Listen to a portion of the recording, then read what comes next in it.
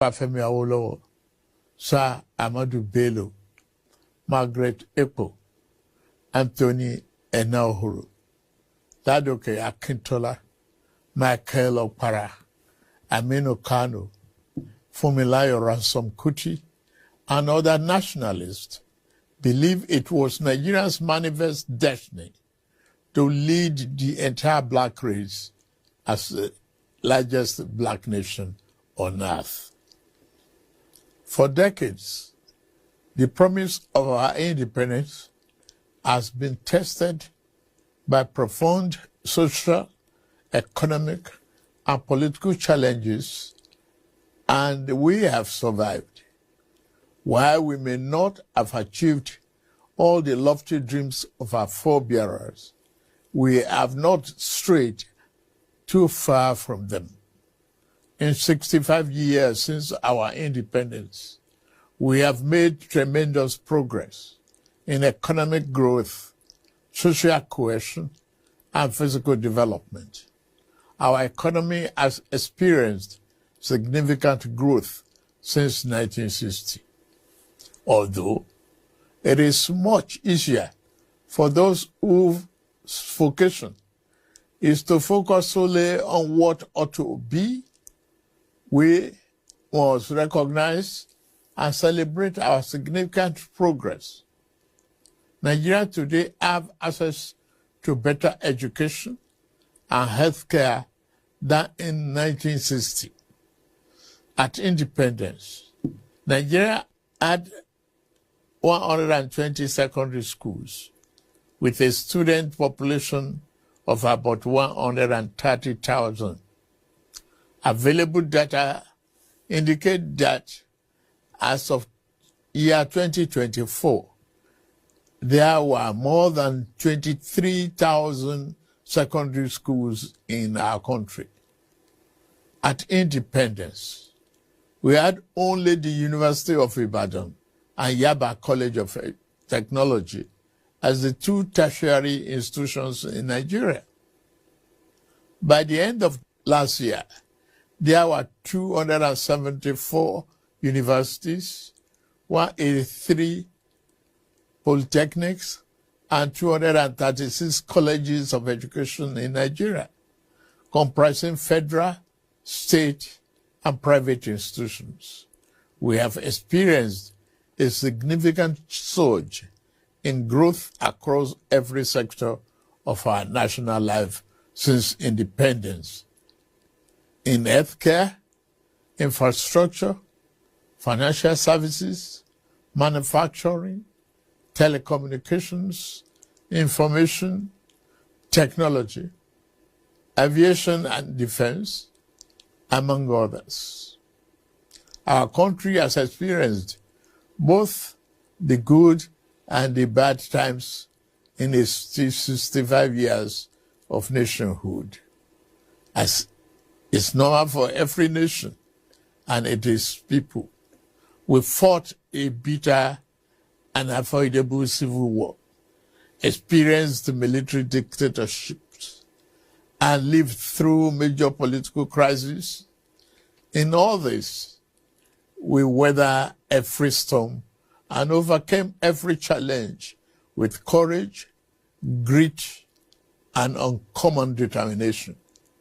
While our system and ties that bind us are sometimes stretched by insidious forces opposed to our values and ways of life, we continue to strive to build a more perfect union where every Nigeria can find better accommodation and find purpose and fulfillment.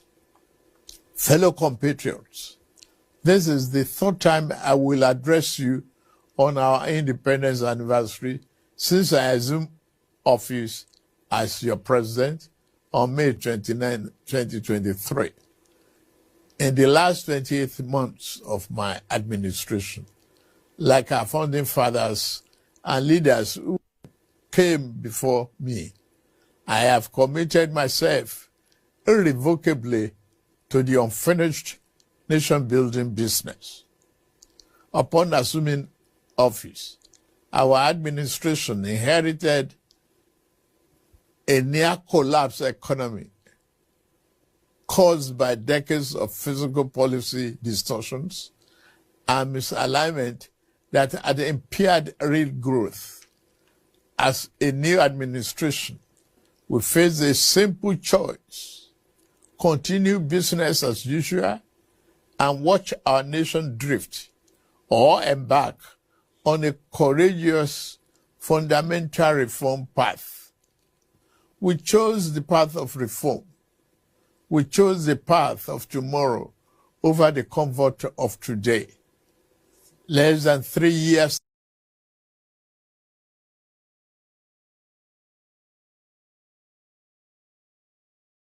later, the seeds of those difficult but necessary decisions are bearing fruits. In resetting our country for sustainable growth, we ended the corrupt fuel subsidy and multiple foreign exchange rates that created massive incentive for a rentier economy, benefiting only a tiny minority. At the same time, the masses received little or nothing from our commonwealth. Our administration has redirected the economy towards a more inclusive path, channeling money to fund education, healthcare, national security, agriculture, and political economic infrastructure, such as roads, power, broadband, and social investment programs. These initiatives will generally improve Nigerians' quality of life as a result of the tough decisions we made. The federal and state government, including local government, now have more money to take care of the people at the lower level of the ladder to address our development challenges. Fellow Nigerians, we are racing against time. We must build the road we need, repair the ones that have become descriptive, and construct the schools our children will attend and the hospitals that will care for our people. We have to plan for the generations that will come after us. We do not have enough electricity to power our industries and homes today, or the resources to repair our deteriorating roads, building seaports, railroads, and international airports comparable to the best in the world, because we failed to make the necessary investment decades ago. Our administration is setting things right now. I'm pleased to report that we have finally turned the corner. The worst is over, I say. Yesterday's pains are giving way to relief. I salute your endurance, support, and understanding. I will continue to work for you and justify the confidence you repose in me to steer the ship of our nation to a safer harbor. Under our leadership, our economy is recovering fast, and the reforms we started over 2 years ago are delivering tangible results. The second quarter 2025 gross domestic product grew by 4.23%. That's Nigeria's fastest pace in 4 years, and outpaced the 3.4% projected by the International Monetary Fund. Inflation declined to 20.12% in August 2025, the lowest level in 3 years. The administration is working diligently to boost agricultural production and ensure food security to reducing food costs.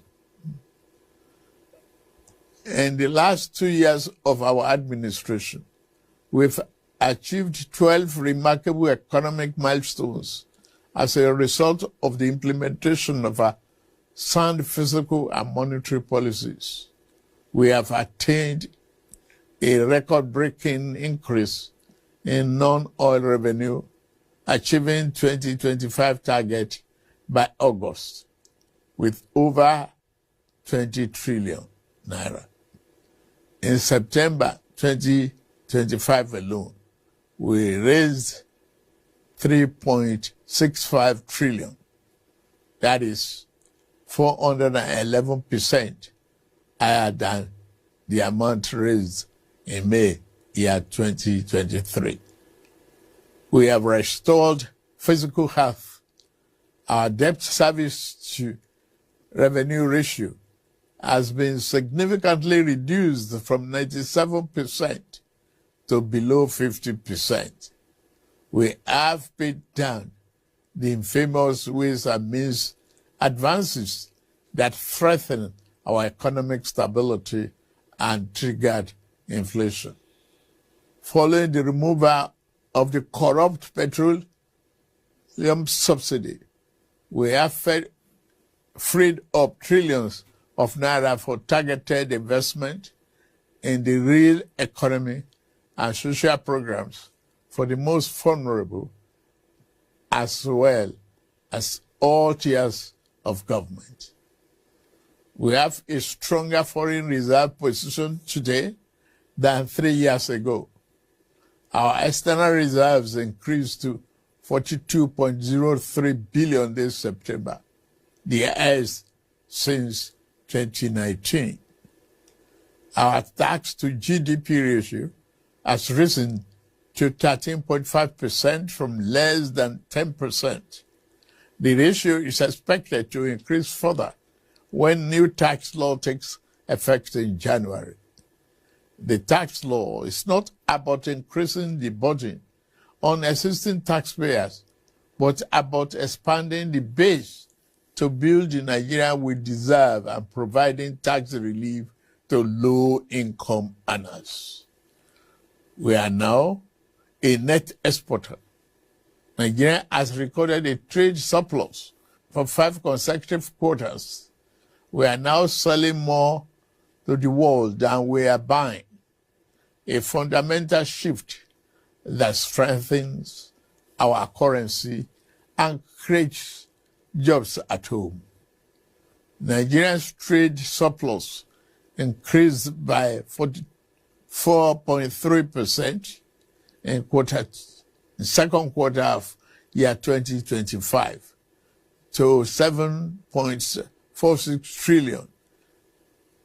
That is $4.74 billion, the largest in about 3 years. Goods manufactured in Nigeria and exported jumped by 173%. Non-oil export as a component of our export trade now represents 48% compared to oil exports, which account for 52%. This signals that we are diversifying our economy and foreign exchange sources outside oil and gas. Our oil production rebounded to 1.68 million barrels per day from barely 1 million in May 2023. The increase occurred due to improved security, new investments, and better stakeholder management in Niger Delta. Furthermore, the country has made notable advances by refining PMS domestically for the first time in 4 decades. It has also established itself as the continent's leading exporter of aviation fuel. The Naira has stabilized from the turbulence and volatility witnessed in 2023 and 2024. The gap between the official rate and the unofficial market has reduced substantially following FX reforms and fresh capital and remittance inflows. The multiple exchange rates, which fostered corruption and arbitrage, are now part of history. Additionally, our currency rate against the dollar is no longer determined by the fluctuation in crude oil prices.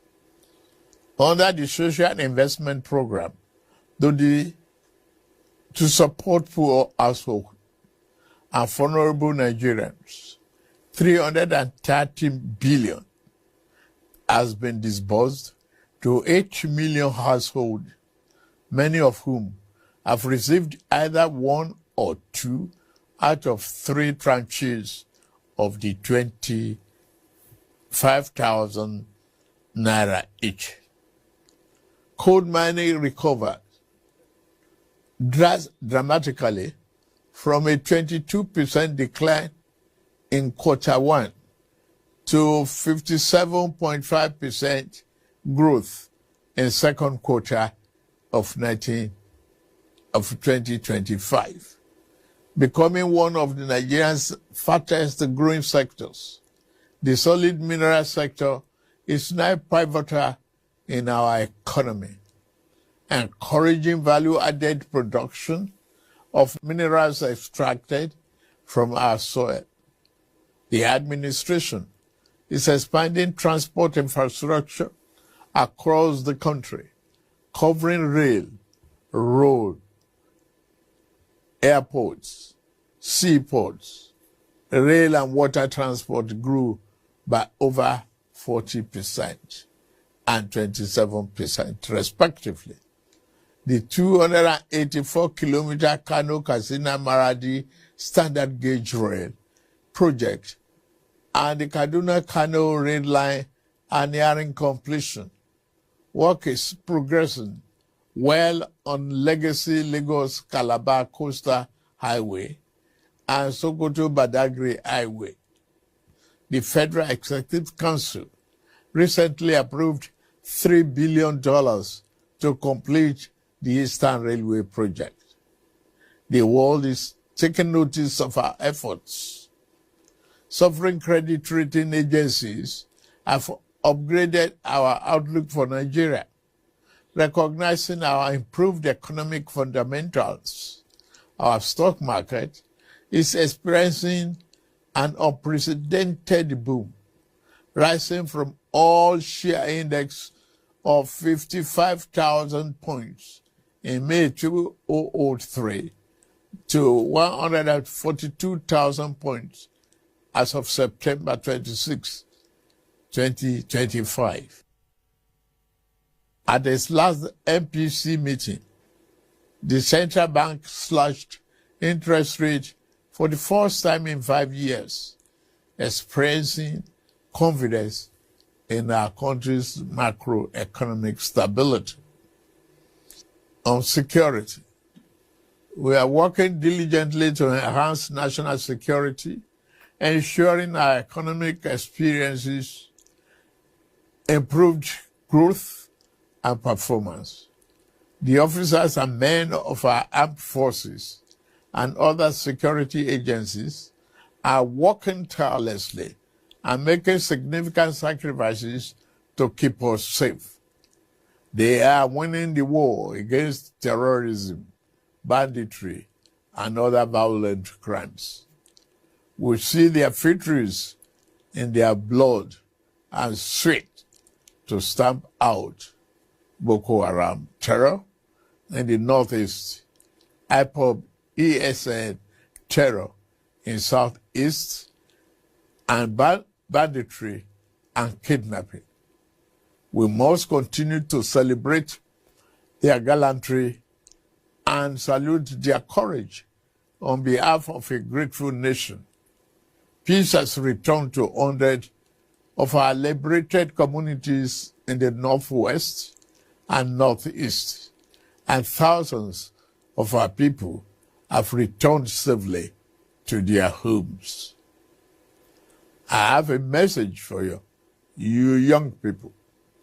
You are the future and the greatest asset of this blessed country. You must continue to dream big, innovate, and conquer more territories in your various fields of science, technology, sport, and art and creative sector. Our administration, through policies and funding, will continue to give you wings to fly sky high. We created NEL Fund to support students with loans for their educational pursuits. Approximately 510,000 students across 32 states of the Federation, including FCT, have benefited from this initiative, covering 228 higher institutions. As of September 10, the total loan disbursed was 99.5 billion, while the upkeep allowance stood as 44.7 billion. Credit Corp, another initiative of our administration, has granted over 153,000 Nigerians 30 billion affordable loans for vehicles, solar energy, home upgrades, digital devices, and more. Youth credit, which I promised last June, is a reality, with tens of thousands of NYSC members now active beneficiaries of consumer credit for resettlement. Under our Renew Hope agenda, we promise to build a Nigeria where every young person, regardless of background, has an equitable opportunity to access a better future.